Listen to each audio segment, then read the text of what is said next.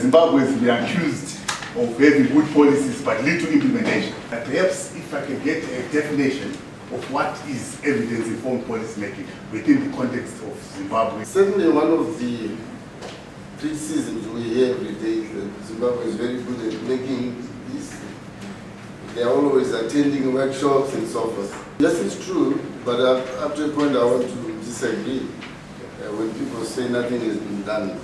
A lot of this country's policies, as you said, were crafted not just in 1980, but prior to 1980, prior to independence.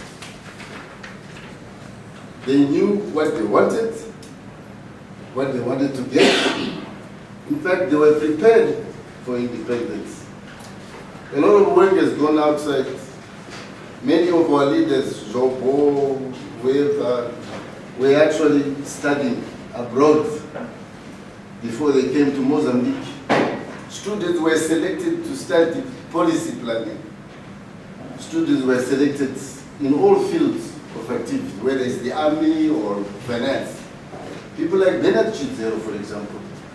So there's been a lot of thought given to policy on the basis of evidence gathered by the numerous studies these people carried out when they were in prison or when they were abroad at universities. So I would say policy making with clarity, with purpose, is something which we discovered had already been done in many ways by 1980. A lot of evidence, and this evidence is all over, you know. But what we're trying to do now is to promote it, to get it into policy and practice. What are the challenges which you are facing to try to get the gut research which you are positioning into practice, into policy making, into the ZeipNET agenda? I come from an agricultural environment where we see a lot of professionals in the agricultural sector. The economists are interested in the cost of production, the risk aversion.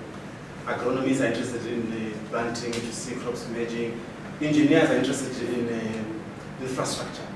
Environmentalists are interested in seepage or these issues to do with environmental impact assessment. All that shows that already we have different definitions of evidence. It depends on your background. So it really influences how you define evidence. Now comes the problem where we want to influence policy.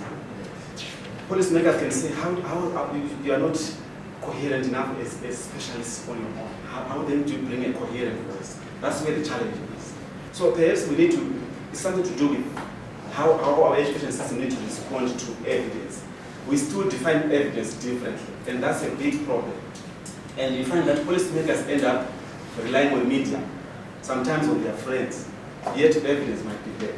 Perhaps it's a lot of work to do to say, how do we persuade, how do we present evidence in such a way that policymakers can take it? Sometimes you find that policymakers are way too busy, and the way we package our evidence, they don't have time to really read stuff, even if you read it very well. Sometimes they don't have it. Sometimes they react on under pressure. When things are okay, they don't want to use knowledge. Very few people want to use knowledge. They'll say, okay, things are okay here. So we have all these issues that we need to deal with in terms of evidence. From the development partners' perspective and from health, we have noticed that evidence-informed policy making has its roots in health. That's where it all started, where before the intervention, perhaps there must be the best available evidence.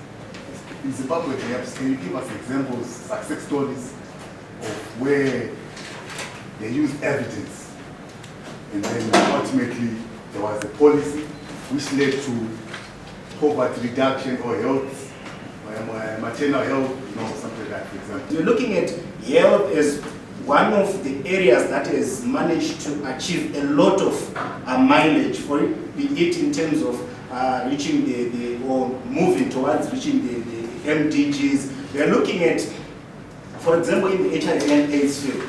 We know that in Zimbabwe we established the AIDS levy, which was based on evidence, managed it to procure ARVs and so forth. And now these same countries are coming to Zimbabwe to learn some lessons on how we have managed to manage the AIDS levy, or just the aspect of instituting an AIDS levy to make sure that we sustain our own response. We finance our own response from internal resources. The resources may be very little that we are managing to get because of the dwindling worker base, but just the principle of doing that, other countries are beginning to come to learn from us because it's something that we have done well. Then looking at the maternal mortality ratio, it's beginning to improve because of the kind of programs that we are implementing. And these are based on evidence. Talk, for example, in terms of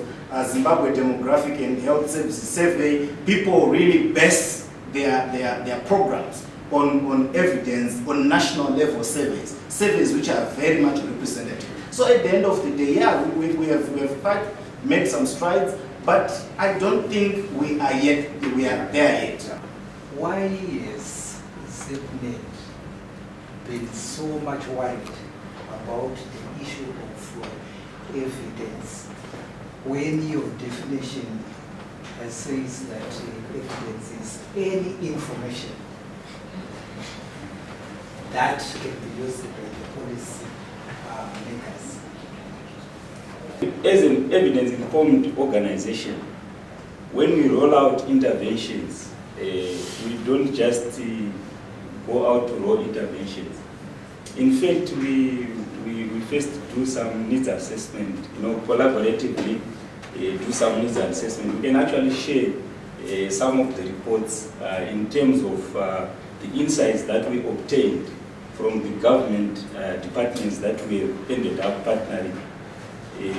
We actually identified capacity gaps and agreed with these government departments. For example, we ended up rolling out the EIPM course for researchers within the Parliament of Zimbabwe because they actually indicated that they needed such capacity building.